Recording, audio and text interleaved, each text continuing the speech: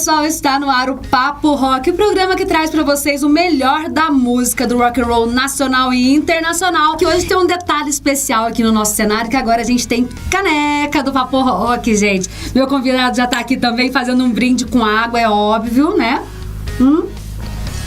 E hoje o meu convidado, ele é psicólogo, especializado aí em saúde mental, o Olavo Gomes de Oliveira, e ele veio falar pra gente um pouquinho aí, principalmente sobre saúde mental e também a respeito do Setembro Amarelo, que é o nosso mês aí de prevenção ao suicídio. Tudo bem, Olavo? Tudo bem, Cindy. Muito obrigado, viu? Seja bem-vindo aqui ao nosso Papo Rock. Eu queria te agradecer de verdade. Achei muito carinhoso o seu convite e achei muito importante, muito pertinente também a gente falar sobre esse tema, sabe?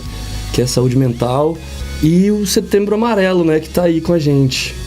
Isso aí. Fala um pouquinho pro pessoal entender o que é o Setembro Amarelo, por que ele surge assim, qual que é a importância das pessoas pensarem, um mês dedicado à prevenção do suicídio. Bom você ter enroscado, cara, porque eu acho que é um tema muito caro. O Setembro Amarelo é uma campanha mundial, né, indicada pela OMS, e o Brasil acolheu, e ela funciona pra gente fazer o que historicamente a gente não tem feito, sabe? Que é falar sobre o suicídio. A gente sempre achou que piorava as coisas se falassem, sabe? Aumentava o índice de suicídio. Tem essa lenda, né? Essa espécie de história. E, inclusive, não é só nisso, né? O não falar sobre as coisas parece que era comum antigamente, né? A gente não falava sobre dor, né? Com medo de traumatizar, sei lá. Mas, assim, esse tema, o suicídio, ele é muito importante porque, imagina só, no mundo inteiro, é a terceira causa de morte entre os jovens de 15 a 29 anos. Cara, é muita coisa. E é a sétima entre crianças de 10 a 14 anos. Crianças, ó. Crianças, cara. A gente nem imagina isso, né, gente? Já pensou aí, você que tá em casa, papai, mamãe aí, tio, que tem a sua criança em casa, aí, você já pensou se acontece uma coisa dessa? A gente acha que é uma coisa que tá muito longe da gente, mas que tá mais próximo do que a gente imagina, né, Olavo? E é atravessado também por muita coisa de senso comum, que não é um bom senso, sabe? Tem muito a ver com ideias que a gente faz sobre as coisas e que não correspondem cientificamente ao que é, sabe? A gente fala assim, o sujeito, por exemplo, que tenta suicídio, ele não vai tentar de novo, porque ele viu como é ruim, né? Não, tenta de novo, é comum, né? A gente fala não também... deu certo daquela forma, ele vai procurar outras maneiras. Vai procurar, porque tem a ver com... Não tem a ver com a experiência de se matar, tem a ver com a experiência de estar vivo. Eu tô falando sobre a questão fenomenológica do suicídio, que é o que rola, mas eu vou dar um parecer mais tarde sobre a questão psicológica, né, que é a questão do sentido das coisas, sabe? Então, a princípio, assim, a Anvisa, ela faz levantamentos e percebe que, por exemplo, algumas questões, por exemplo, banalizar o suicídio, dizer que só tá querendo chamar atenção, é muito comum, cara. A gente já ouviu muitas vezes isso e não é. A maioria das vezes que a pessoa tenta suicídio, ela pretende e ela consegue, né? Mesmo chamando suicídio, ela se mata muitas vezes. Imagina você perder um querido, você perder uma pessoa que você ama, uma pessoa que você adora, porque você banalizou uma experiência, né? Tá querendo chamar atenção porque não ganhou tal coisa e tal. É semelhante à questão da depressão também, né, Olavo? Que às vezes as pessoas falam assim, que isso aí é bobeira, levanta, vai trabalhar, para com isso. E aí a pessoa acaba deixando de lado e a questão da depressão, ela pode também culminar no suicídio, né?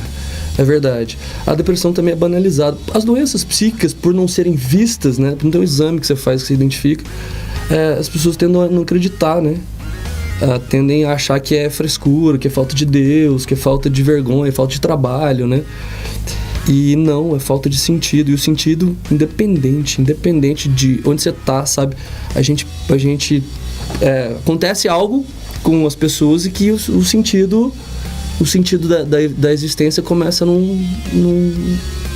não aparecer. Tem uma questão filosófica muito importante, sabe? Inclusive tem um filósofo francês que chama Camus, que ele falava assim, a única questão filosófica que realmente importa é o suicídio. Porque como assim uma pessoa escolhe acabar com a própria vida, sabe? Como assim uma pessoa decide que a tua vida não faz mais sentido, que é melhor não viver? É óbvio que também tem questões filosóficas que traziam a dor de estar vivo, né? Porque estar vivo é querer, né? Eu tô sempre desejando. Então, se você não deseja, é porque você não tem, porque falta, né? Então, a falta é angustiante, muitas vezes, né? E a angústia tá presente em todo mundo, sabe? Eu fico angustiado antes de vir, a gente fica angustiado para ver se vai dar certo o meu plano, o meu trabalho, o meu futuro, como é que vai ser esse ano. Angústia é parte da vida, a gente precisa aprender a lidar com ela, sabe? Então, nesse caso, o Camus diz que a questão filosófica, a grande questão filosófica é o suicídio, é que algumas pessoas estão tão angustiadas que resolvem escolher não viver do que viver. Não suportam aquela angústia. Não suportam. A vida pesada, né? E quando que a vida é pesada, né? Essa que devia ser a pergunta. Quando que a vida é pesada? Porque cada um tem uma vida, cada um tem um universo, cada um olha para as coisas de um jeito. Então a vida, ela é pesada para cada um em um sentido. Então não dá para você falar para eu lá, bobagem, né? Isso é bobeira. Você só falar aí no microfone, né? Não dá nada. Mas meu universo é completamente diferente. Então quando eu tô diante de algumas questões que são pesadas para mim, não são necessariamente pesadas para todo mundo, sabe? Cada vida é única, né? Aham. E aí o complicado também é a questão da pessoa não saber a quem recorrer, né? Porque todo mundo que tá ao redor dela fala assim, bobeira, larga a mão de ser bobo, tal, para com isso. E aí a pessoa acaba não sabendo pra quem recorrer. Às vezes a família não incentiva a procurar um profissional psicólogo ou psiquiatra pra poder se tratar, e aí a pessoa acaba não tendo saída, né? E aí a gente vê nesse dado assim, de jovens de 15 a 29 anos e de crianças de 10 a 14, muitos não dão conta de se bancar, não dão conta de pagar um psiquiatra, por exemplo, uma psicoterapia, ou precisam disso para conseguir um plano, né? E essas crianças ficam sem lugar. Porque interessante esse dado de jovem e criança que se mata, é que é uma idade de muita angústia, sabe? É uma idade em que a gente não é dono da gente, em que a gente quer tudo e não pode nada, né? E todo mundo fala pra gente o que a gente tem que fazer. A gente não tem liberdade nenhuma, né? Então é angustiante. A gente por exemplo, a gente tem um celular que dá acesso a propagandas, a informações, a sonhos do mundo inteiro, assim, de viajar e de fazer. E exigem, a maioria deles exigem alguma coisa, dinheiro, né? Sim. Se você tem 14 anos e mora em Pouso Alegre de classe média baixa, você não tem condição de viajar pra Disney, por exemplo. E aí você vê um sujeito com a sua idade viajando pra Disney, levando os amigos tudo. Né? Você fala que esse cara não tem desejo quando ele vê isso, né? Você sendo um leviano. Muita gente fala, cada um sonha com o que cabe em si. Isso, beleza, podia ser há 50 anos atrás, que o sujeito morava na roça. Nem ficava sabendo, não né? tinha informação, não tinha esse tipo de...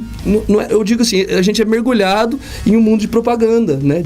Que constrói desejo, porque o desejo é louco. Ele precisa das coisas para a gente existir.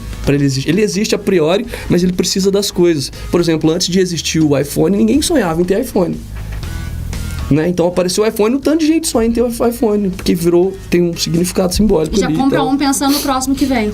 Ou nunca compra, né? E fica sempre querendo, fica sempre na vontade. Nunca está satisfeito com aquilo.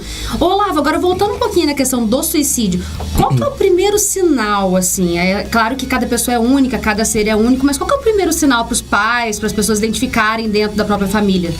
É muito interessante os sinais. Muita gente falava também, olha que louco, que o suicídio não deixa sinais, mas deixa. As pessoas falam e às vezes falam todo dia. E às vezes fala assim, minha vida não faz sentido, eu não queria estar aqui, eu queria sumir. Sabe, fala de mãe? Eu queria sumir, eu não aguento mais vocês, eu não aguento mais isso, eu queria desaparecer. Porque o suicídio é um tabu, né? Falar em se matar é um tabu, ainda mais pra gente que é muito religioso. Mas as pessoas falam, eu queria sumir, eu queria desaparecer, eu queria que... Então isso indica que a pessoa não tá num lugar de prosperidade. E esse lugar de prosperidade é um lugar... Ela não vê saída, ela quer sumir daquele momento. Ela não vê ela. Ela não vê ela existindo, ela quer assumir dela. Então, parece que... Pesado, gente. A gente recebe influência do universo, né? Eu disse assim, a gente tá em transformação na vida, recebendo influência de celular e tal, mas a gente recebe influência da gente também. Por exemplo, o sentimento, né? Você vê uma pessoa, você gosta da pessoa, você fica feliz, né? Você lembra da pessoa, você fica feliz, não precisa ver, né? Você fica feliz. E essas influências internas, elas transformam a forma como a gente interpreta as coisas. Eu sempre conto uma historinha para os meus pacientes que eu prefiro contar aqui, que deu atalho. Eu falo assim, assiste o programa que eu assiste depois. Vamos lá, então. Que é o seguinte, eu morava com 2 pessoas. E um dia a gente resolveu ir para um bar, aqui em Pouso Alegre. Muito legal o bar. E aí eu fui antes, esperando a galera. E eu cheguei no bar, tava vazio. E eu percebi que a galera vai chegando no bar, né? E eu fiquei olhando todo mundo esperando as minhas convidadas, as pessoas que moravam comigo. E aí, uma delas falou assim: Olavo, eu vou sair do trabalho e vou direto, não vou arrumar não. Eu falei assim, beleza, demorou, tamo aí. A outra falou assim: não, vou tomar banho primeiro e vou, né? Aí cheguei no bar, fiquei lá olhando e eu percebi que todo mundo que chegava eu olhava pra ver quem era, né? Toda Esperando hora as pessoas que iam que eu tava chegando. E aí chegou a minha amiga que veio direto do trabalho, desconfortável demais, assim, super achando estranho, assim, porque parece que a galera tava meio arrumada no bar. Eu não sou de reparar nessas coisas, mas ela falou assim: não gostei daqui não. Não gostei não. Todo mundo ficou me olhando, me julgando, olhando de cima e embaixo, assim, não, vamos pra outro lugar? Né? Eu falei, mas não, vou esperar a nossa outra colega chegar que a gente vai. E a gente conversou, se entreteu, enquanto chega a outra, arrumada, bonita, se sentindo gata e tal. E ela entrou e falou assim: não, mas tá bom aqui, hein? Que isso, cara? Pô, o pessoal olhando e tal. E aí eu tive comigo aqui, sim, que olhar, todo mundo olha, né? Inclusive eu tava olhando para as pessoas que chegavam, pensando, né? Só que o que você sente com o olhar das pessoas depende de como você tá sentindo consigo mesmo. Se ela tava se sentindo gatinha, ela achou que tava todo mundo paquerando ela. Se ela tava se sentindo feia, desarrumada, ela falou assim: nossa, povo que julga a gente demais, né? Então você percebe... Não é o olhar da pessoa, é como você se sente naquele momento que as pessoas estão te olhando. É a sua interpretação perante o olhar. Que traduz como a gente experimenta a vida. Então imagina, se você tem uma certa deficiência química de alguns hormônios, por exemplo, dopamina e serotonina. Esses hormônios te dão prazer, certo? Então você começa a ter uma deficiência, ter uma baixa nesses hormônios e começa a viver. Então quando você me encontra, você fica feliz de me ver. Olá, com o tempo, né? Você se sente bem, né? Gostou de te ver e tal, né? E aí, com o tempo, você começa a não se sentir feliz. Você fala: olá, que bom te ver, mas você não sente. Você fala: você que eu sou falsa, né? E aí isso começa a ser em tudo, todas as experiências. Por exemplo, tomar um café que eu gosto, não vejo graça mais. O corpo seu não libera quantidade suficiente pra você sentir prazer naquilo. E a mesma coisa quando você vai fazer uma coisa que você gostava. Eu gosto de ir no cinema, eu gosto de ir numa balada, eu gosto de ir no show, e o seu corpo não responde. Por um tempo você mantém, você fala assim: isso passa, né? Isso é... Não é que você não gosta mais, é que você começa a ter deficiência desses hormônios. E aí, ó, como esses hormônios influenciam simbolicamente na gente, sabe? Quando a gente começa a pensar nas coisas que a gente vai fazer, a gente não vai fazer mais. Por que eu vou no República se eu... Pode falar? Pode. Pode falar no República? Pode. Por que eu não vou no República se eu chego lá e me sinto bem? Né? Não vou mais, não saio mais de casa. Por que eu vou ver a Cindy? A Cindy me chamou pra sair, eu não fico feliz mais de ver a Cindy. E aí com o tempo você vai se afastando. Por um tempo você mantém a pose, você encontra a galera, mas com o tempo você não vai nos lugares mais, sabe? Você começa a se privar daquilo que você fazia antes. Você começa a ficar em casa, porque o seu pensamento tá poluído pela sua experiência. E o pensamento não é só no que você vai fazer, é no passado também. Então você lembra da sua história de vida, dos seus amigos, do seu colégio, quando você se divertia, você não sente nostalgia, você não fica feliz com aquilo. Você sente vazio. Você não sente prazer nem tristeza, você sente vazio.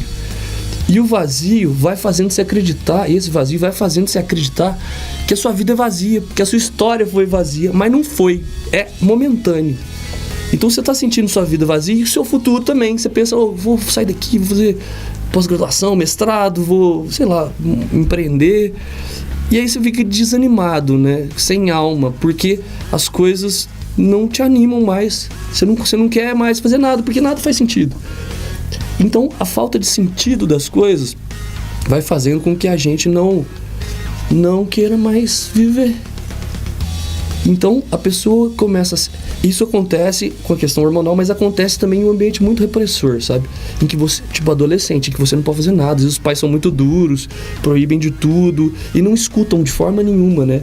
Porque, né, a gente tem essa arrogância de adulto de achar que a gente sabe da vida, né? Que a gente viveu. Mas a gente viveu a nossa. A gente não sabe o que é viver nessa geração. A gente não sabe o que é viver em 10 gerações. É arrogante mesmo, né? A gente fala assim: não, isso é falta de trabalho, né? Uma forma arrogante de olhar para a história do outro.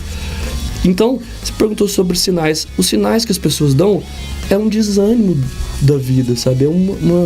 Parece que as coisas não têm sentido, né? E algumas pessoas falam, inclusive falam todo dia. Só que o problema é que tem muita gente que não ouve. Ou ouve e finge que aquela coisa que a gente falou, isso aqui é chamar atenção, né? E é importante falar disso, sabe? Porque quem quer chamar atenção não tem atenção. E a coisa mais importante na vida é atenção. A atenção tem a ver com amor. Às vezes aquela atenção que a pessoa querendo chamar já salva a vida dela.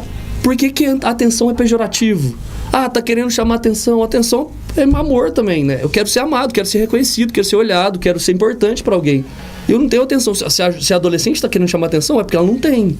Ela não tem ninguém que escuta, que conversa, né? Que esteja com ela, com ele e tal. Então, atenção não é pejorativo. É super importante.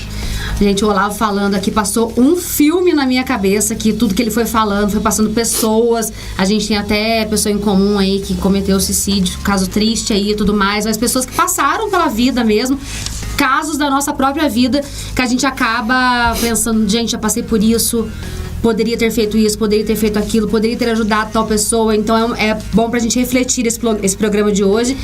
Eu acredito que esse seja um grande erro das pessoas hoje em dia, que as pessoas gostam de falar, mas não sabem ouvir. Né? Então, às vezes, ouvir salva. Você e as outras.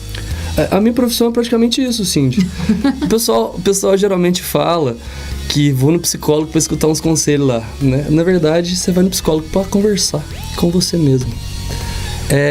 Eu digo da psicoterapia que é um encontro de você com você mesmo, né? O psicólogo só facilita o encontro. Porque conselho você tem toda hora, em todo lugar. Aqui, ó, no celular, a gente tá inundado de informação, de tecnologia e a gente se sente muito ameaçado de ser extinto, de ser eliminado por conta da tecnologia. Mas eu acho que é um medo superficial, porque a gente é alma também, né? A gente é espírito, a gente não é só técnica. E a alma, como diz o Jung, precisa... É importante a gente conhecer todas as técnicas, mas quando você está diante de um ser humano, você tem que ser um ser humano. Isso quer dizer que a gente precisa ouvir as pessoas genuinamente. Isso não rola na vida, sabe? Não rola no boteco com seus amigos, não rola em casa. Por mais legal que vocês sejam, por mais gente boa que você seja. É diferente, né? E a psicoterapia, ela é um espaço em que você aprende também a fazer o que você está fazendo ali, né? Você vai falando, né? Vai aprendendo como é que é, né? Vai falando e vai ouvindo. E vai ficando à vontade para falar. Eu, por exemplo, eu me sinto, quando eu tô na minha psicoterapia, eu me sinto muito livre, assim. Eu sinto que é a minha hora da semana agora. Eu passo a semana trabalhando, agora é a minha hora. Então, não é como eu vou no dentista, por exemplo, e fico assim, nossa, acaba logo, sabe? É a hora que eu quero que dure, os 50 minutos que eu quero que dure a semana. Porque é o meu momento, eu sinto que é onde que eu me dou atenção, que eu dou importância para minha história, para minha vida, para os meus acontecimentos. O psicólogo também faz psicoterapia. Tem que fazer, tem que fazer. Se não fizer, desconfia. Porque a gente tem um tripé pro psicólogo clínico, a gente tem um tripé muito importante, que é a teoria, né, que é estar sempre estudando, supervisão, que é discutir os casos complexos, né, os casos que tocam a gente, e psicoterapia, pra gente também caminhar, né? O Freud dizia assim que a gente não consegue ir mais longe, levar uma pessoa para além do que a gente já foi. Não é o Zé Cabaleiro que tinha uma música que falava de uma ponte que a gente não atravessa? Eu devo estar confundindo, mas eu acho que tem uma coisa assim. Se eu tivesse sabido do Zé Cabaleiro, eu tinha pesquisado. Mas obrigado por lembrar de mim no programa do Zé Cabaleiro. Porque eu digo que eu fui no show, conversei com o Olavo, falei assim, eu fui no show e tal, ele não pôde ir na oportunidade. Eu amo o Zé Cabaleiro, acho ele um cara incrível, um grande poeta. Eu falei assim, eu vou colocar o Zé Cabaleiro em homenagem ao meu amigo Olavo, porque além de psicólogo, ele é meu amigo de muito tempo, a gente se conhece já desde pequenos carnavais. E aí, então, falei assim, eu vou fazer essa homenagem pra ele pelo prazer de recebê-lo aqui no Papo Rock, é claro. Então, eu fico meio encantado, assim... Eu acho que a gente fica apaixonado pela profissão da gente, por isso que a gente fica encantado. Então, eu não tô vendendo um produto, eu tô falando de verdade, que eu gosto de fazer psicoterapia porque eu me sinto em transformação. Em transformação e sob controle também, tem uma coisa de obsessiva nisso. A transformação é parte da vida, sabe? Só que acontece o seguinte... Chega um momento que você pode se tornar uma pessoa que você não queria. Porque você não teve consciência de como é que você estava se transformando. Imagina a Cindy daqui uns anos começar a ter vergonha de falar em público. Né? Você vai falar assim, não, mas isso foi o que eu fiz a vida inteira. E eu sempre fiz bem, fui muito elogiada, né? E E agora eu não consigo fazer porque eu fico com vergonha. Acontece alguma coisa comigo que eu tenho um choque de adrenalina antes de falar e eu travo, não falo. Imagina a Cindy, o sofrimento da Cindy nessa situação. Por quê? O que a pandemia fez com a gente também, né? Fazendo esse gancho. Ela tirou a gente do nosso trabalho, ela tirou a gente da convivência, ela tirou a gente dos nossos hábitos, nossos hobbies. E a gente meio que se define por isso, né? O que você é, Olavo? Eu sou psicólogo. O que você faz? Eu faço academia, eu treino, eu ando de bicicleta, né? Então a gente é meio que a galera que a gente dá o rolê junto e a gente se afirma pelo que a gente faz, né? Eu não vou falar pra você, eu sou um montoado de célula que faz mitose e que, né, reações químicas, isso não me define. O que me define é o que eu faço simbolicamente, a minha experiência simbólica com a vida. E de repente você teve que ficar com você mesmo. E aí, o que eu sou? E aí, às vezes, você não gosta daquela experiência, né? Não, mas aí você fica sem lugar, você tá sem o seu lugar. Porque assim, o professor tem que dar aula, não tem aluno, como é que vai dar aula? O que eu sou? Né? Eu passei por a experiência de dar aula online nessa transição aí. Meu Deus, é terrível, porque quando você tá na sala de aula, você interage com os alunos participam da aula. Quando você está dando aula online, pelo Zoom ali, por aquele sistema, você fala pra parede, você tá falando pra uma tela. E às vezes as pessoas estão lá dormindo, fazendo outras coisas lá, nem abrem a câmera, e você fica lá assim, né, tipo, nossa... Fica perdido, é muito ruim, é horrível. Os nossos amigos que vieram aqui, inclusive, o Matheus e a Bia, imagina, sem bar pra tocar, o que eu sou, né? Você fica angustiado. E aí isso remete a um pensamento grego, né? Que é, eu sou feliz desde que eu esteja no meu lugar. E o lugar de cada um é um lugar em transformação. Não é um lugar pronto, eu sou daqui pronto. Porque daqui a 5 anos, Cindy vai ter gostos diferentes, né? Tomara que tenha, porque isso mostra que você está caminhando para evolução. A gente, da psicologia analítica, a gente acredita que o inconsciente ele tem uma intenção transformadora. Ele quer que a gente mude, né? E a gente quer ficar de boa, a gente quer ficar sossegado, quer ficar tranquilo. O inconsciente quer que a gente mude. Então esse conflito é presente na gente, né? Eu queria ficar em casa, mas que vontade de bicicleta até na Aparecida do Norte. E aí o pessoal te chama, fica te atormentando, mas não, pra que isso? Vamos ficar em casa, né? Mas o inconsciente falou assim, não, vamos se desafiar, vamos buscar mais coisas, né? Então a gente reconhece essa coisa de vontade de viver quando a gente percebe que os desafios estão sendo... a gente está topando os desafios, né? A gente está enfrentando os desafios. E a gente percebe que as pessoas vão ficando infelizes, às vezes não deprimidas, não suicidas, mas vão ficando ressentidas, infelizes, quando elas não começam a correr do destino dela, né? Começa a não fazer as coisas por medo, a não fazer as coisas por... ou não buscar outras coisas, né? Vão ficando no confortável aqui, né? Vamos... né? Aquela clássica imagem do profissional que te recebe com a cara ruim, que não tá fazendo o que quer e que tá só esperando aposentar, sabe? Né? Isso é um fanfic, né? Isso não acontece na vida real, não, né? Aí é o que mais acontece, né? A pessoa tá ali, você tá ali pra ser bem atendida, a pessoa tá com aquela cara que não. Isso acontece até mesmo com um profissional de saúde, que deveria ter a maior tato do mundo, né? Mas é porque a gente não pensa sobre isso, sabe? A gente não pensa sobre o nosso lugar. A gente vai pensando que a gente precisa cumprir com a meta que a cultura põe pra gente, né? Que é se enriquecer, ser bem sucedido, ter sucesso, ter patrimônio, ter casa, ter essas coisas. E a gente fica cego nisso. O meio corporativo é tudo isso, cara. A galera fala assim, não, o ano que vem você vai chegar a diretor 2, né? No próximo você vai chegar a diretor 3. E aí é tipo correr atrás de uma cenoura, igual naqueles desenhos, sabe? O cara amarra uma cenoura e a gente passa a vida nisso, e aí chega uma idade que você fala assim, e agora? Né? Porque eu percebo muito quando eu trabalhei em Poço Fundo, que é o nosso lugar. Sim. Quando eu trabalhei na zona rural, que eu vi os senhores que trabalhavam na roça a vida inteira, e a gente tem aquele feitiço de vou aposentar e vou morar na roça. A galera é muito infeliz, porque não dá conta de fazer o trabalho que fazia, e tomando muito remédio, com medicação exagerada, com problema de saúde, e reclamando muito da vida, e tudo muito desacelera frustrado. De uma vez só, né? E você não dá conta, sabe? O cara fincava cerca 2 anos atrás, depois ele não consegue caminhar. E aí ele não tem outro lugar, ele não aprendeu a buscar outro lugar. Então a vida é assim, às vezes você muda, né? Às vezes a vida te muda de dentro para fora, de fora para dentro, muda. E a gente tem que buscar o nosso lugar. E eu queria perguntar agora pro nosso convidado, que é o Olavo Gomes de Oliveira. E para quem estiver se perguntando aí se o nome dele tem a ver com a Avenida Prefeito Olavo Gomes de Oliveira, tem a ver sim, é o tataravô do Olavo aqui. E eu queria fazer uma pergunta agora para ele a respeito do cuidado. Como que eu cuido da minha saúde mental? Eu acho que a gente precisa de um lugar de expressão. Mas isso é puxando a sardinha pro meu lado.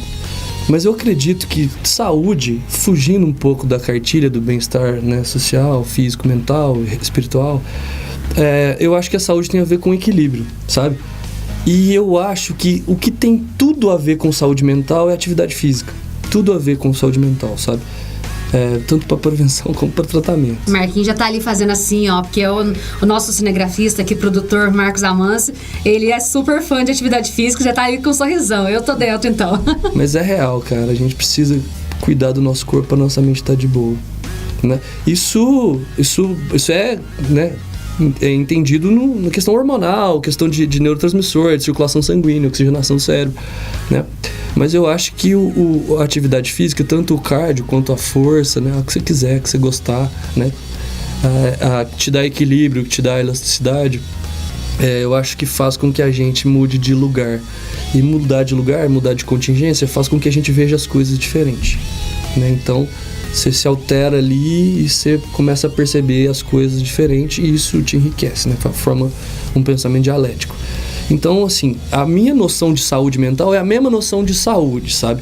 Para você se prevenir, para você cuidar, você tem que cuidar do que você faz, né? Da sua respiração, né? Que tem a ver com atividade física, que também é muscular, também é sanguínea. Você tem que cuidar da sua alimentação, né? Que é cuidar da saúde mental também, porque se você pagar o salário dos pedreiros e não der material para eles construir a obra, não sai, né? Não sai hormônio, não sai neurotransmissor. Então, você tem que comer direito, né? De forma diversa e tal. E aí, tem que conversar com os profissionais de cada área. Eu acho também que a gente precisa descansar, sabe? Relaxar e fazer o que gosta. Eu acho a correria do dia a dia parece que não permite que a gente descanse e faça mais o que a gente gosta, né, Olavo? Nossa, eu tenho que isso, eu tenho que aquilo, eu tenho que isso, eu tenho que aquilo. É a hora que você acorda, você não tirou nem 10 minutinhos pra você respirar e ouvir uma música. Sim, sabe o que eu tô reparando? A galera fala muito a galera da nossa idade, assim, eles estão muito num ciclo de preciso ganhar dinheiro, preciso fazer patrimônio, essas coisas. Aproveitar agora que eu tenho saúde, porque daí eu tenho dinheiro. Quando eu não tiver saúde, eu vou ter dinheiro para cuidar da minha falta de saúde. E talvez não ficar nesse desespero e cuidar da saúde já, né? Talvez você não precise mais para frente, né? Talvez você dê conta de manter hábitos bons. Então, a gente é o costume, né? Então você tem que ter costume de atividade física, costume de se alimentar direito, costume de descansar e de relaxar, né? E eventualmente sair um pouco dessa disciplina, assim, mas a disciplina é importante. A gente é muito mais hábito do que essência, sabe? Pesado assim, né? A gente é muito mais costume. É aquela questão que eles falam, né, do trino, né? Mente, espírito e corpo. Se eles estiverem em equilíbrio, a gente está em equilíbrio total, né? Não adianta somente a nossa mente estar em equilíbrio, igual você falou, se o nosso corpo, se o pedreiro não recebeu o material para trabalhar, né? Então não adianta nada. Nós temos que manter tudo em equilíbrio. Uhum. E assim, na saúde mental especificamente, a gente precisa se expressar, porque a gente não é bicho só também, né? A gente é seres simbólicos, então a gente constrói e opera na vida através do significado das coisas, de quão importante a gente dá para as coisas, porque cada um dá importância para as suas coisas, né? Tem gente que é sagrado o futebol, tem gente que é sagrado a política, tem gente que é sagrado a igreja, né? A religião e tal. Por isso que são papos que a galera tem um pouco de receio de falar, porque a gente tá mexendo no sagrado, né? Tem gente que o sagrado é família e tem muita gente que o sagrado é a propriedade, o dinheiro, né? A cerca e tal. Então, o que tem de sagrado, simbólico, é como a gente se faz no mundo, né? Então, por sermos seres simbólicos, a gente precisa, em alguns momentos, nos expressar. E isso acontece muito quando a gente... Né, muito comum que a gente tem uma turma que pensa parecido com a gente fala sobre aquele assunto que a gente pensa parecido, a gente expressa um pouco da gente e encontra ressonância no que a gente pensa pela voz do outro, né? O meu amigo pensa parecido, então fico bem com ele, né? Fico bem comigo mesmo, né? Então é isso, assim, eu acho que na minha área, o que eu posso dizer de prevenção de saúde mental é encontrar um lugar em que você possa se expressar, possa ser você, né? Porque você está num relacionamento em que você tem que montar uma pessoa ali, montar uma persona ali, não vai ser você vai ter que achar uma válvula de escape. Eu não tô falando de traição, não, tô falando de outras experiências de vida, sabe? Ou no trabalho, ou no... Agora você falou, ou futebol. Né? Às vezes, pra muitos homens que vivem um relacionamento que não quer, igual você falou assim, montado, a válvula de escape dele é aquele futebol nas quartas-feiras, aos domingos, que é o que salva, né? Mas é bom... É o momento dele. Bom a gente se preocupar com o exemplo feminino também, que é o que mais acontece, né? A mulher vive num rolê muito triste, muito casada há muitos anos, né? Tipo, reprimida há muitos anos e não podendo fazer as coisas porque soa mal. Eu, por exemplo, atendi já senhoras de 80 anos e não é brincadeira não, com o marido de quase 90, o marido quando a moça, por exemplo, vou na igreja e tal, e o cara falando assim, não vai não, você fica indo atrás de homem lá, né? Então, assim, a história da mulher é muito mais pesada que a nossa, nesse sentido total, né? Então... O Olavo até me convidou para participar de um papo a respeito desse assunto no canal dele lá no Instagram. Qual que é o seu Instagram, Olavo, pessoal? Meu Instagram é @olavopsique. Roubaram o Olavo Psi, né? Invadiram, eu tive que colocar um C na frente. Então é olavo.psique. Não, Olavo Psique. Psique junto. Olavo Psique, @Olavo Psique é o Instagram do Olavo. Ele faz alguns papos com o pessoal sobre diversos assuntos aí. E ele me convidou pra gente falar sobre relacionamento abusivo, sobre essa questão, né, da mulher, da vontade da mulher. E aí a gente comentou até sobre isso, esse caso. Você comentou na live com o pessoal, que é bem, bem sério. Você foi imaginar uma pessoa que tem 80 anos, tem lá o quê? Sei lá, seus... 60 anos de casado, deve ter 60 anos de casado e não tem vontade própria, não consegue ir à missa, não consegue rezar, porque o marido tem ali aquele ciúmes, aquela possessão pela vida da pessoa, aquele controle. Pensa na história dessas pessoas, né? Porque é uma vida toda não podendo ser quem você é. É uma vida toda... E assim, tem uma espécie de doutrinação para as mulheres que é assim, sua vida não é para você, sua vida é para servir.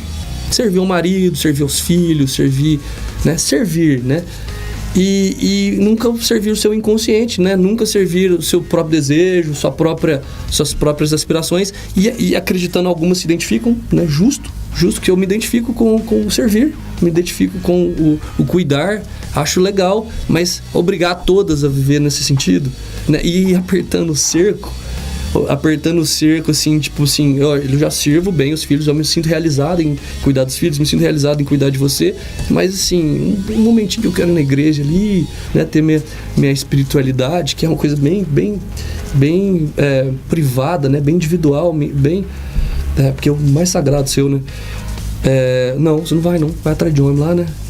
Não tá indo fazer alguma outra coisa, não tá indo no bar com as amigas, que também seria natural, mas tá indo rezar, um momento ali de espiritualidade e tudo mais. É complicado. E isso também faz parte bastante da saúde mental da pessoa, né? Você ter aí o seu prazer. Então, aí, pensar o que te faz feliz, o que, além do seu trabalho, da sua família, do seu estudo, do seu dia a dia, o que te preenche, o que te faz feliz. Que seja ouvir uma música que você gosta. Eu amo limpar a casa ouvindo Queen, por exemplo. Então eu coloco o Queen no último volume, então aquele momento pra mim ali, eu tô limpando a casa, eu nem vejo. Sabe, você piscou o olho, já limpou. Então eu viajo na música e vou. Você é do rock mesmo. Sou do rock mesmo, né? Eu não resisto a molejão, não. Molejão? Mas tu vou varrendo. Então aí você tem que, como o Olavo disse, né? Você tem uma junção aí da sua atividade física, da sua alimentação, de um bom profissional, porque a terapia ela é importante. É diferente eu conversar com o Olavo, meu amigo aqui, que a gente tá almoçando junto e conversando, do que eu tá no consultório com o Olavo profissional, ou quem quer que seja o profissional que me atende.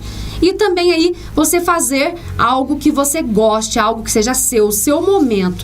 Então, o Olavo deu aí 4 dicas para você cuidar aí da sua saúde mental, para pelo menos você começar, né? Se você começar pelo exercício, começar aí pela alimentação, você já vai estar olhando para si, já tá fazendo algo por você, né, Olavo? Sabe qual que é a minha sugestão pessoal? Eu não tô cagando regra, não. É sugestão minha, funciona para mim. Começa pelo exercício. Porque a atividade física, ela te muda de alguma forma. E aí ela vai te... né, você tem um momento ali de dopamina, você vai ficando realizado, você vai obtendo prazer de alguma forma, e aí você consegue negociar com a alimentação. Porque a alimentação é prazer, cara. E às vezes até mesmo o exercício, ele se torna o seu momento. Que a gente falou sobre futebol, e às vezes mulher, a gente tá falando das mulheres, às vezes faz uma hidro, às vezes faz uma aula de dança, ou até mesmo um futebol, um vôlei que está super em alta aqui. O pessoal tá gostando bastante de beach tênis, de beach vôlei e tudo mais. Quem sabe não vira o seu momento, o seu prazer da semana. Olavo, eu sei que você trabalha diretamente também com o público idoso, né? Você atende um público, uma clínica aqui da cidade e tudo mais. E no começo do nosso papo você falou que o grande percentual de pessoas que são aí, não sei se eu falo vítimas, que cometem o suicídio, são jovens e crianças. Existe essa taxa também na questão dos idosos, até porque a gente estava comentando também a respeito da pessoa que chega numa certa idade, ela não tem mais o que fazer e ela acaba entrando em depressão porque ela acaba sendo... aposenta, para com as atividades que ela tem todos os dias, ou até mesmo a família priva ela daquelas atividades para poder evitar. Meu avô, por exemplo, ele tinha 90 anos e ainda ia para a roça trabalhar. Só que ele começou a machucar.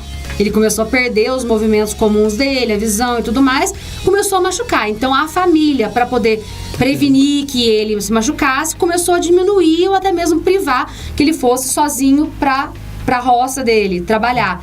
Então, você vê isso como um problema? Como que você trata isso com os seus pacientes idosos? Então, eu percebo que na Ativa, onde que eu trabalho, é um centro de convivência. Então, as pessoas fazem atividades o dia inteiro. Então, é um público diferenciado, não é um público que está no ócio, assim, um pessoal que começa a desenvolver perspectiva, né? A gente está vivendo... Eu me preocupo muito com a nossa geração quando ficar idosa, porque essa geração, ela passou por uma transformação, mas ela estava muito alicerçada numa experiência rural, na nossa região, muito rural, muito de... as nossas influências de desejos estão relacionadas às coisas que a gente gostou na infância, às coisas que a gente gostou nossa família mostrava, né? Então, assim, o pessoal tem, por exemplo, uma experiência de fazer pamonha, né? Que uma idosa de 90 anos, por exemplo, vai ter uma dificuldade do processo, mas ela estando ali junto, né? É encantador para ela, né? Dá um significado para ela. Ela assim, acompanhando o processo. Ela acompanhando, ela participando e tal. O grande problema, que a gente... o meu entender de saúde, o grande problema é uma coisa da nossa cultura mesmo, que reconhece as pessoas só enquanto elas são produzentes, sabe? Só enquanto elas estão servindo para alguma coisa, só quando elas têm utilidade, né? Quando elas não têm mais utilidade, elas não servem. Então, né? Ou vai pro asilo, ou vai pro hospício, ou vai pro sei lá, né? A gente exclui, né? Então a gente precisa refletir nisso, em como a gente constrói a sociedade, porque senão a gente fica achando que é tudo individual, sabe? Que a questão, não, ele tá sofrendo isso por causa de um drama. Não, assim, a gente precisa de reconhecimento, precisa de amor, igual eu disse no outro quadro, né? Atenção é uma coisa muito importante, sabe? Atenção tem a ver com amor. E os idosos, parece que eles têm uma necessidade tão ou maior de atenção, né? Eles não têm necessidade maior, eles têm necessidade igual, só que eles têm menos atenção, porque eles não produzem, eles não têm reconhecimento no trabalho, eles não têm o reconhecimento... o sujeito não dá conta de ajudar em casa, mas então, pra que eu sirvo, né? Então, a gente tá acostumado a reconhecer as pessoas pela condição dela, pela situação financeira dela, pelo lugar que ela vai, né? E aí, você vai ficando velho, você não vai tendo condição, você vai tendo lugar na vida mais, sabe? E aí, é muito fácil a gente perder os sentidos. Mas essa galera, essa geração idosa agora, que, como eu te disse, elas estão alicerçadas ainda numa experiência rural, em que as coisas eram construídas de uma outra forma, e que você consegue sentir prazer nos hábitos, sentir significado nas pequenas coisas, né? Não costurar, não fazer um pão, não contar uma história, né? contar uma história. Mas para contar uma história tem que ter alguém ouvindo. Sim. Né? Então, o reconhecer as pessoas... Eu digo assim, ninguém é mais ou menos carente, sabe? A gente é carente no sentido em que a gente não tem o que a gente queria, sabe? O carente é a falta mesmo. Todo mundo tem falta. A falta vai nos acompanhar pela vida toda. Tanto é que Cristiano Ronaldo tá treinando até hoje para ser jogador de futebol, que sai o melhor do mundo de novo, né? Porque falta algo para ele preenche em fazendo aquilo que ele é bom, né? Naquilo que ele gosta também, né? E a gente vai acompanhar a gente para assim, cara, não precisa jogar bola mais, sabe? Ele pode ficar vivendo só da imagem dele, vendendo shampoo, né? Sim. Ele não precisa disso, mas ele vai, porque aquilo dá sentido para ele, sabe? Então, às vezes é isso, assim. E como trabalhar isso nas pessoas idosas? Como dar sentido para elas? É muito individual, porque não é a gente que dá, né? A gente ajuda ela a buscar. Como fazer isso? Vamos supor, tô com os meus pais idosos em casa. Como que eu faço eles entenderem qual que é o sentido que eles precisam para continuar se sentindo úteis? Ouvindo. As pessoas estão falando e a gente tá passando reto porque a gente tá ocupado. A gente tem que trabalhar, tem que encontro, tem as coisas pra fazer e a gente não escuta, né? E eu não tô moralizando todo mundo não, porque isso é minha profissão, porque eu também erro desse jeito, sabe? Às vezes eu não escuto minha filha, às vezes eu não escuto meus pais, porque eu tô com pressa, porque eu tenho que fazer alguma coisa, né? Mas é bom a gente refletir sobre isso, sabe? É bom a gente pensar sobre o quanto ouvir o outro é importante, né? Tem muito curso de oratória, mas tem curso de escutatória, né? Que é o que deveria ter, né? Chama psicologia. Não é? É complicado. E aí, então... Mais uma dica do Olavo aí pra hoje, pro nosso papo aqui, que é você escutar mais, ouvir mais, seja aí seu filho, sua criança em casa. O Olavo começou falando aqui que um dos grandes índices de suicídio aí é entre crianças de 5 e 10 anos, né? Que você comentou? De 10 a 14 anos. E também aí você ouvir os seus pais, os seus avós, dar essa atenção. Gente, vocês não sabem a saudade que eu sinto de ouvir as histórias dos meus avós. E aí, quando vocês não tiverem mais essas pessoas do seu lado, vocês vão ver a falta que vai fazer e vai ficar só lembrança, só saudade mesmo. Então, vamos aí dar oportunidade para as pessoas falarem, ouvir, acompanhar, dar atenção para as pessoas. Gente... reduzir aí a correria, que a correria também é uma coisa que está prejudicando muitas pessoas, né, Olavo? Que aí vem aí a tristeza, a depressão e tem a ansiedade, que vem nessa correria. Igual você falou, quero mais, o que eu vou fazer amanhã? Eu quero isso, eu preciso, eu tenho uma casa, eu quero uma outra casa, eu fiz uma viagem, já estou planejando a próxima. Às vezes a pessoa nem curte aquele momento daquela viagem, já está pensando na próxima. A ansiedade te tira do agora, né? Te tira do viver a vida que você está vivendo e te coloca pro futuro sempre, né? E aí o futuro nunca chega, né? Quando ele chega, ele já não é o futuro, né? Então, já não é o futuro. Ele vai te mandando pra frente, assim. E é desesperador viver nisso também, né? A gente acaba vivendo automático. Porque primeiro a gente não quer lidar com a falta, né? A gente não quer lidar com a angústia de estar vivo, de estar tendo que esperar as coisas acontecerem, porque não vão acontecer quando a gente quer, né? Então a gente quer antecipar, né? Porque, né, lá pra frente pode dar problema, né? O que pode acontecer e tal. Então a gente quer tudo de uma vez, né? E acaba que a gente atravessa a vida inteira só esperando, como diz o Chico Buarque, e sofrendo, né? E sofrendo. Queria conversar aqui com o Olavo, que é o nosso psicólogo convidado de hoje, sobre um assunto muito importante, porque a gente recebe aí muitas informações de pais preocupados com algumas atitudes diferentes e estranhas aí de crianças, jovens, adolescentes, a respeito aí da automutilação. Às vezes aí o adolescente aí sente falta de alguma coisa, e às vezes você percebe que ele está com algum sinal, alguma coisa. Isso é comum, Olavo? O que é isso? É comum, Cindy. Eu acho muito interessante esse tema, porque ele fala de agressividade. Todo mundo acha que a agressividade é um problema e não reconhece que ela é parte da gente, né? Todo mundo tem agressividade. E como a gente falou no bloco anterior, num dos blocos anteriores, o adolescente e a adolescente, eles estão num período em que eles não podem muita coisa, sabe? Em que eles não vivem muito a potencialidade. Tem muita energia para querer o mundo, mas não tem dinheiro para fazer as coisas, não tem liberdade para escolher, não pode entrar nos lugares, né? E aí, o que você faz num ambiente de repressão? Você sente angústia, você sente uma dor lá dentro mesmo, assim.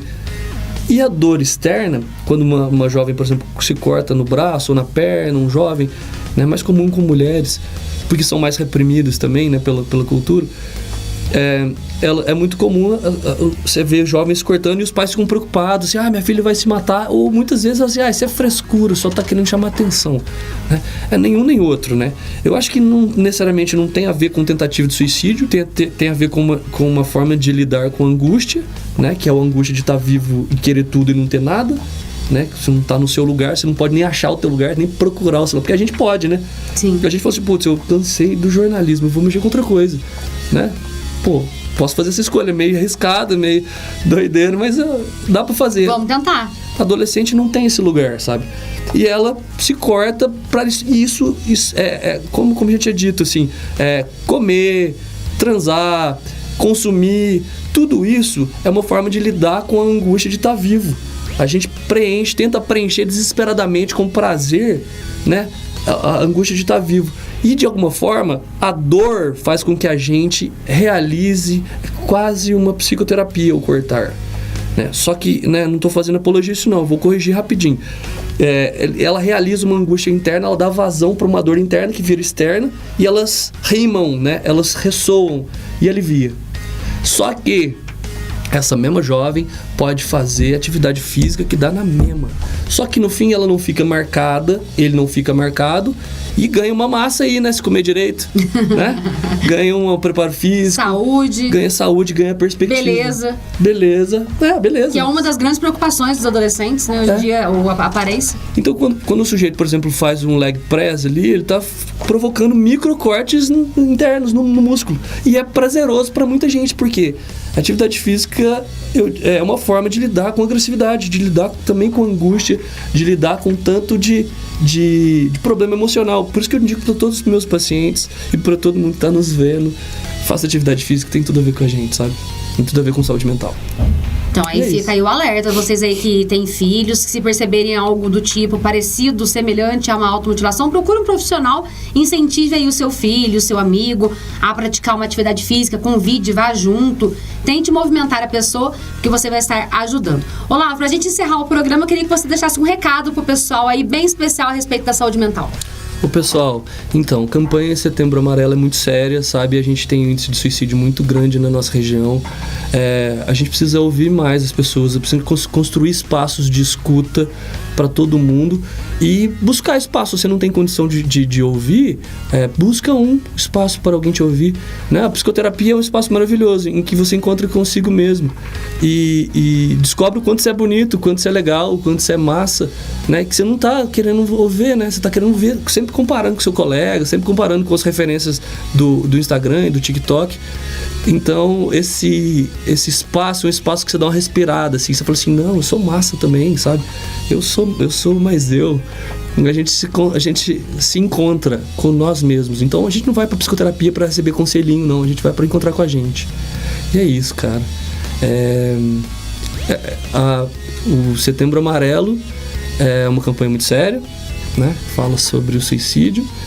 E a gente precisa dar atenção para as pessoas que demonstram alguns sinais, né? Mesmo a gente não tem condição de ouvi-las. Obrigado, Cindy. Obrigada, Olavo, pela sua participação aqui. Foi incrível o nosso papo. Como eu te disse, né, é um papo mesmo, não é nem uma entrevista pra gente discutir, conversar a respeito de assuntos que são importantes para todo mundo, né? Uhum. E é isso aí, pessoal. Nosso Papo Rock fica por aqui. Semana que vem tem mais. Esse programa, com certeza, ele vai ser muito reprisado, porque é um assunto que merece ser ouvido, discutido, lembrado durante todo o ano. Excelente final de semana pra você e eu volto semana que vem.